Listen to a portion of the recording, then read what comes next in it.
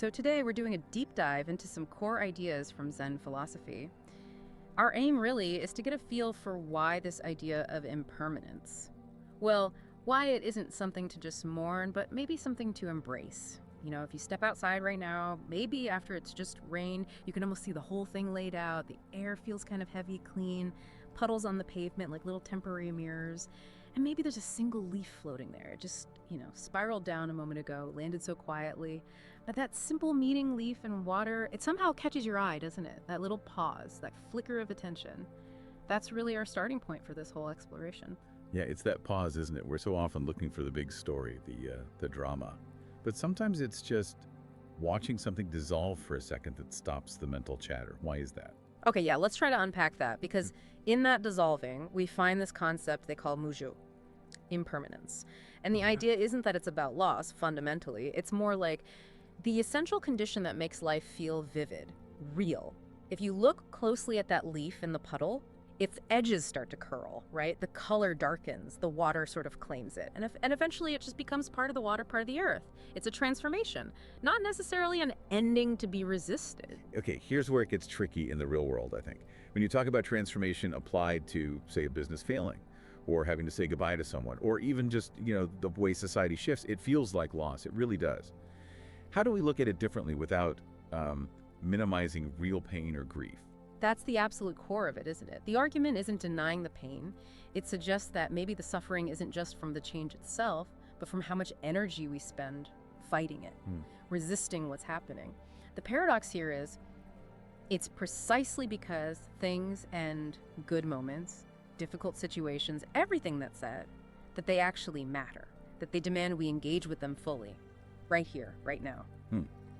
So, if a moment could last forever, we wouldn't feel that pull to be truly present in it. It kind of forces us towards an alternative way of being. Yeah. Instead of always trying to preserve things. Yeah. Capture the photo, hold the memory tight, rehearse the future. Maybe the invitation is just to witness. Exactly. And witnessing in this context isn't some kind of mystical trance. It's very practical. It just means being present with whatever is without needing it to be different. It doesn't require deep analysis or even strong feelings sometimes. You're just there, watching the universe breathe in a way. And you're breathing with it. That's a huge shift operationally. Because we spend so much mental energy filtering, don't we? Filtering out what we think is irrelevant noise. We're always sort of aiming for the next big thing, the goal. So what happens when you consciously stop that internal filtering for a moment? This is where it gets really interesting. In that quiet watching, that feeling of urgency, the need to solve or hurry, it softens.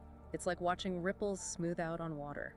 And that quiet openness lets you notice what the tradition sometimes calls these small, ordinary miracles. And we're not talking about grand visions or anything. We're talking about the details we usually ignore, right? The background static, like the specific way steam curls from a hot drink maybe, or the sound your shoes make on wet pavement, or how the light just shifts in a room late afternoon. Right. The Zen approach kind of flips the usual script on enlightenment.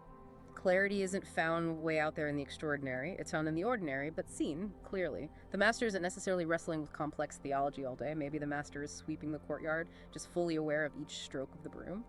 The simplicity itself is the revelation.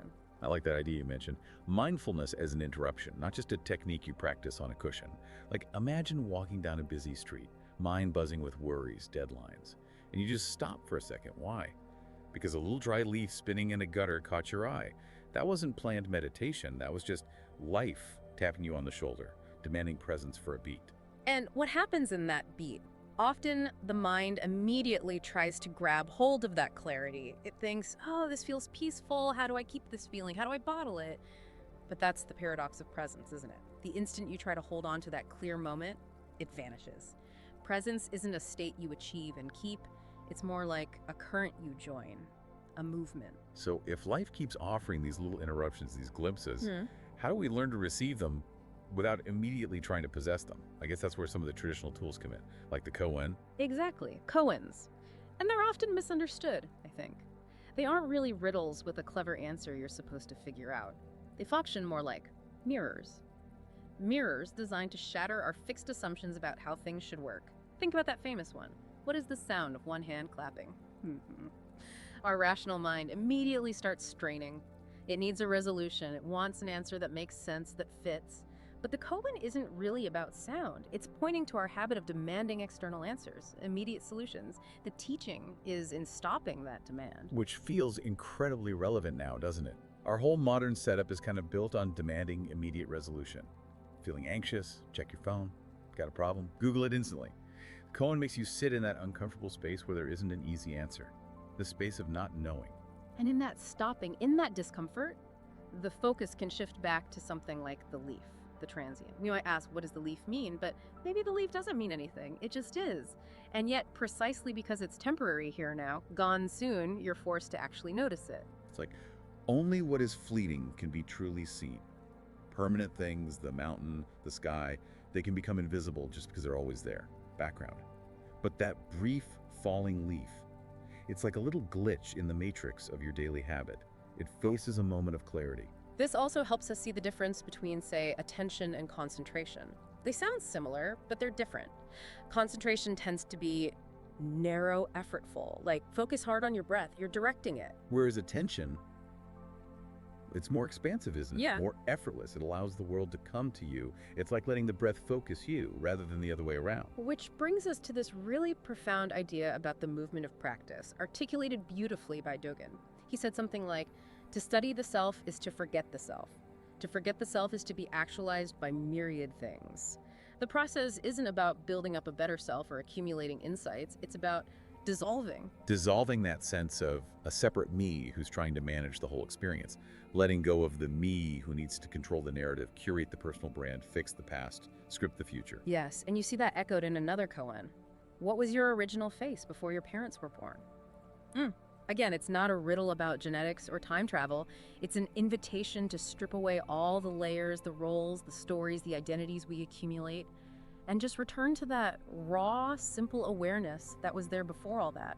The awareness that's just watching the leaf fall without adding anything to it. And that awareness, Yeah. it's always here, underneath everything. It just needs the space. It gets uncovered when we let go of the constant need to possess, interpret, control. And if we want maybe the simplest, most direct instruction for living from that uncovered awareness, we could look at perhaps the quietest koan of all. When hungry, eat. When tired, sleep. Which, let's be honest, in our hyper-productive, optimizing world, sound almost insultingly basic, like the most boring advice ever. But it's incredibly radical, isn't it? It's the act of being exactly where you are, doing exactly what needs doing, living as living. The deep teaching isn't in some complex text. It's right there, in the quiet fidelity to the immediate task. Think about the monk washing his bowl. Just feeling the weight of it, the warmth of the water, the rhythm of his hands. That simple, complete presence is the teaching. Nothing added. So maybe the ultimate rebellion, in a world constantly screaming for more, faster, better, is just to be completely unapologetically ordinary. To just be here, now, doing the immediate thing with your full attention. Which brings us back full circle to that image we started with, the leaf in the puddle. By now, maybe it's gone, sunk, absorbed, transformed, no marker, no trace left. And yet, sometimes in that moment after something disappears, there can be this strange sense of fullness, can't there? And that fullness perhaps doesn't come because you got something from the leaf, some souvenir insight to keep. Maybe it comes simply because, for a moment, you stop trying to hold on. The leaf, the moment. It was never really yours to keep anyway. So what lingers isn't the object, but maybe the clarity, the feeling of having been fully present for that instant. The truth isn't something stored away, like facts in a book. It's lived. It's fresh each time. Unrepeatable. Like the precise way the light hit that water the second the leaf landed. Oh, so what does this all mean for you listening right now? Maybe it means rethinking impermanence, not as loss, but as liberation. It's because things change, because they disappear, that they become precious, that they call us to really pay attention to this breath, this task, this very moment right now. The deepest truth. Maybe it isn't found in finding the right answers. Maybe it's found in the quiet space after the questions just dissolve. So perhaps the invitation is this. The next time you see a leaf fall, or notice the light catch your teacup, or hear the simple clatter of dishes, try not to immediately reach for meaning or interpretation. Just stop for a breath. Watch. Let the world, just as it is, wash through you without resistance. Because in that quiet, ordinary, complete presence, you might find you're already whole.